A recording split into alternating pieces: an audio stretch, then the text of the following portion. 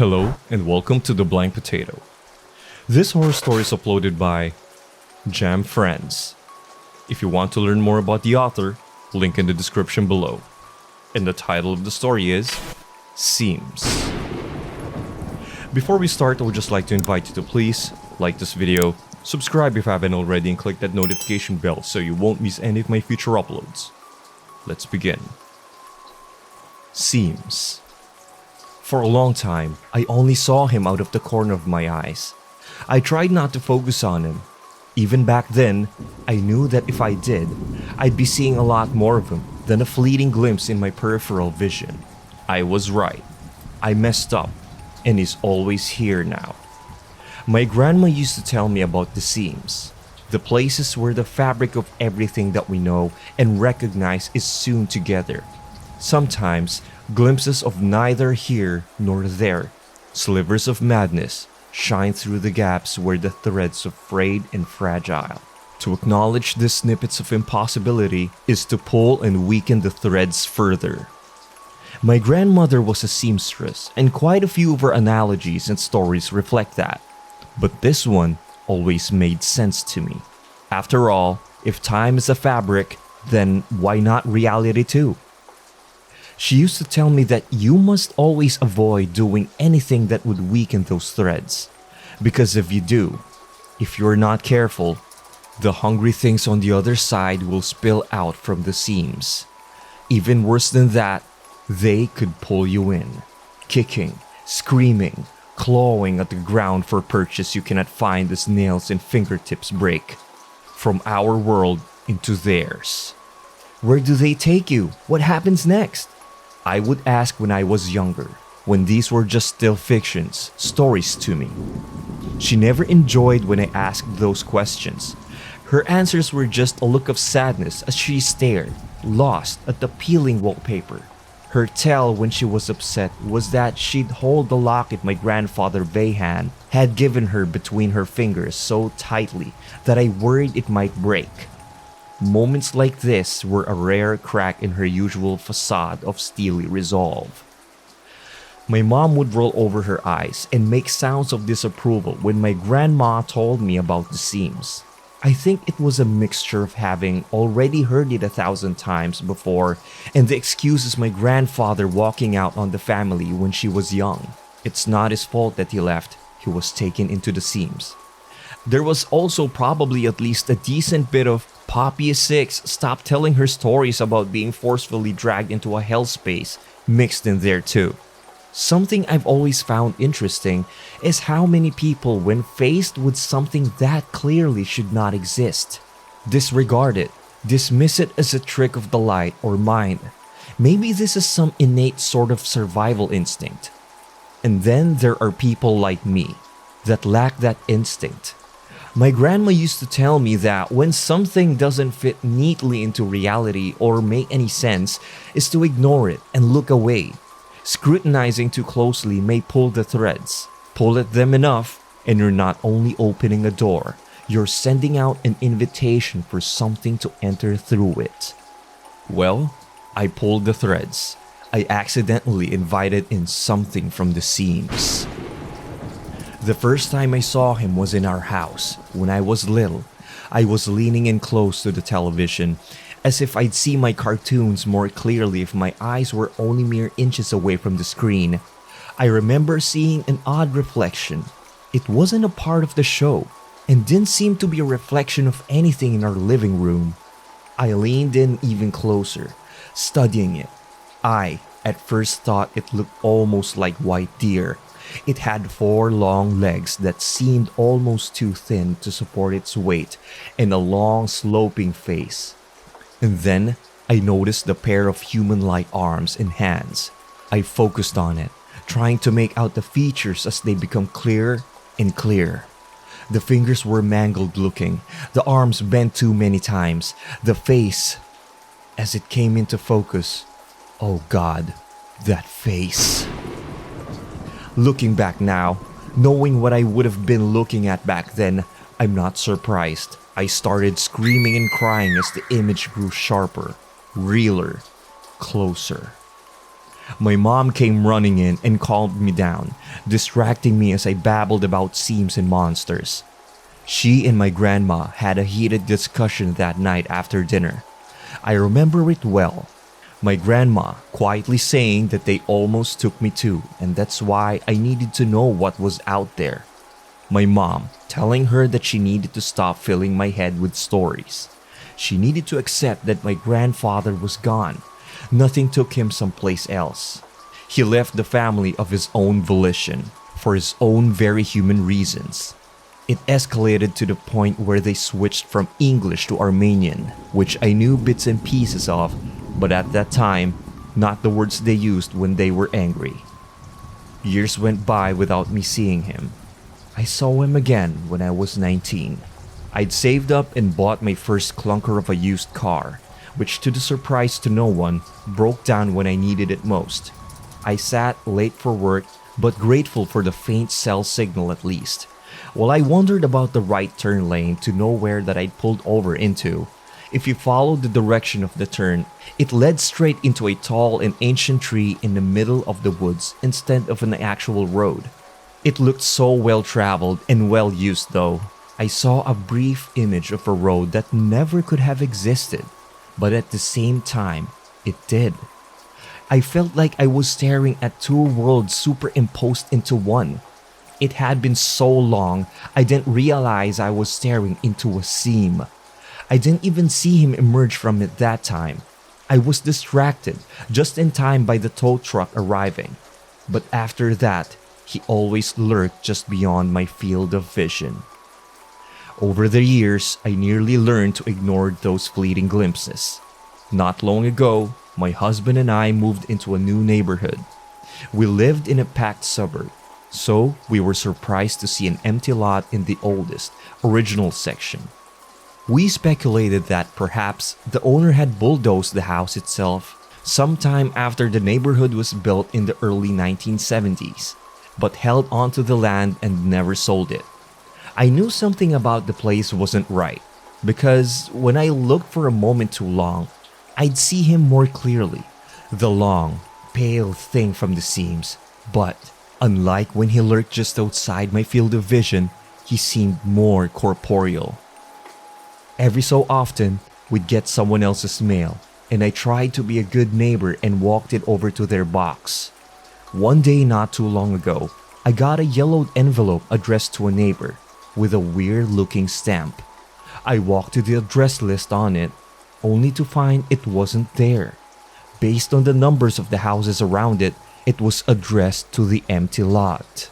I thought that the USPS had a database of valid addresses, but wondered if since a house did used to be there, it was still considered valid.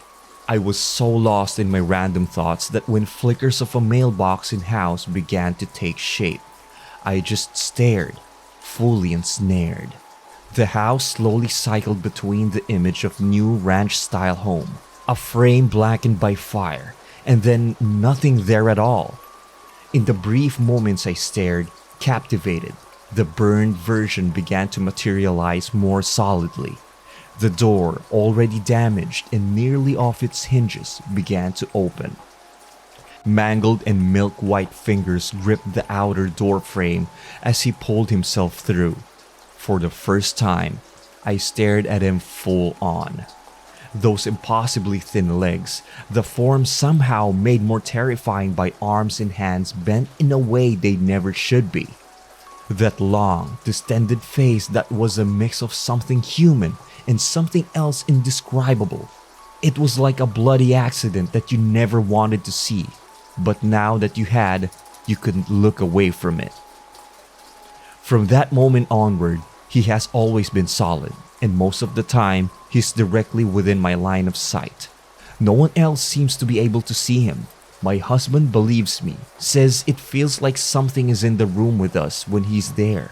I hadn't wanted to come home at first once he started following me, but my husband convinced me to. People around me avoid the place he occupies while simultaneously seeming unaware anything is there at all. I became more withdrawn for the first few weeks, still afraid he'd harm my family and try to drag one of them back to the place he called home. He was my shadow. He hadn't tried to do anything. He simply followed me most places, with the exceptions being a nearly human-like respect for my privacy. It's almost funny how eventually you can become accustomed to almost anything. I still cautiously avoided family and friends, but soon stopped taking notice of him. His presence was just a constant in my life. He was with me, my new companion, as I was walking on a trail one evening by myself. He flitted through the trees ahead of me, looking much like the white deer I thought he was when I first saw him, reflected in that grainy screen of the television all those years ago. I was confidently going what I thought to be the right way until I ended up totally lost. Thanks to my poor sense of direction, I was out far later than intended. But at least I had finally found a paved trail that wound through the trees, which felt infinitely safer than the dirt paths I had been on before that were now bathed in darkness. I heard rustling in the woods. It sounded small, like maybe a rabbit, but I wasn't chancing it. I wondered if he had been simply waiting for the right time or place to drag me away. I sped up ahead, as the path snaked into the shadows. Something was odd about the trees. It was as if they were bathed in a strange light. But in my singular focus of leaving, I assumed that it was the yellow lights of the parking lot shining through. I didn't notice at the time that the branches there swayed with the wind coming from a different direction than the trees around them. The rustling behind me grew louder and closer, but I was so relieved that I was almost to the safety of the lights in my car that I allowed myself to believe I'd finally lost him. I allowed myself to forget that no place is truly safe. By the light of the moon, I saw something strange, even worse.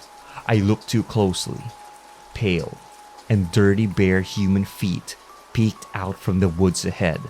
Someone standing so that the rest of them was fully concealed by the shadows of the tree line. I had approached it before I realized what I was doing and stared a second too long. That was all it took. It began to emerge from the shadows, walking unevenly on many pairs of its human hands and feet, and with long, sharp face angled in my direction. It was nearly halfway out as the skull-like face glinted at me in the moonlight. Despite the lack of eyes, I could feel that it could see just me as surely as I could feel the hunger emanating from it. It began to open and close its jaw slowly. Ready. My shadow reappeared, which for some reason comforted me when faced with this new addition to our reality. He ran at it bodily. I could hear the thud as they collided. He blocked it from fully coming out of wherever he was on the other side, and allowed me time to distract myself from the impossibility of what I was seeing, and escape.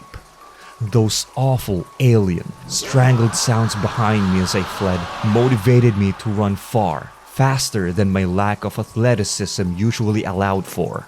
I sat in my car, fumbling for keys in my panic, when he emerged alone from the woods, my companion. For the first time ever, I was actually truly relieved to see him. We went home together. I had been so afraid of visiting family when he first became a fixture in my life, but not long after that walk through the woods, my grandma got sick unexpectedly. The kind of sick where I had to go see her, or risk our last visit being the last time I ever saw her. When I walked into the hospital room, she lifted her head and smiled at me weakly. As he followed me in, her face changed. "Vehan?" "No, Grandma, it's just me." To my horror, he sidled up next to her and stayed there, placing a humanesque hand on her shoulder.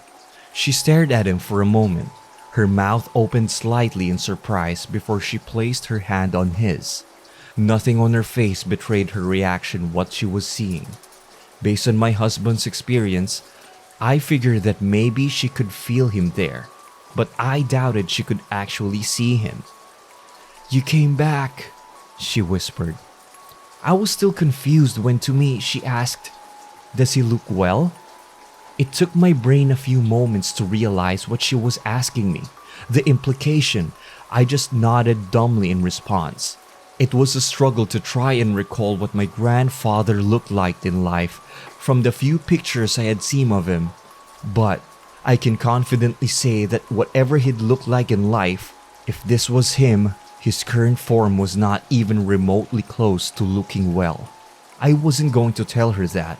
Her look of happiness rivaled her expression at my cousin's college graduations, my wedding, even my mom, whose face typically hardened at the mere mention of my grandfather's name, stared in his direction in bewilderment.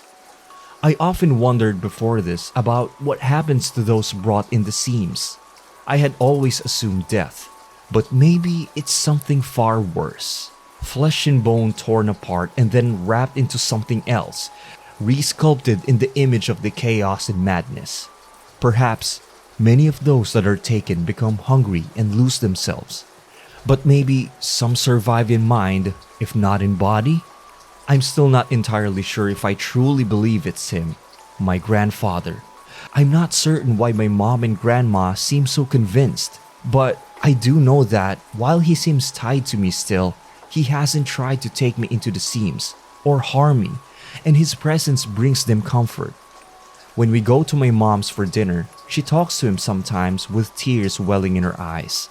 Even though she can't see him, even though the conversation seems to be one-sided, I try to give them space. They have decades of catching up to do.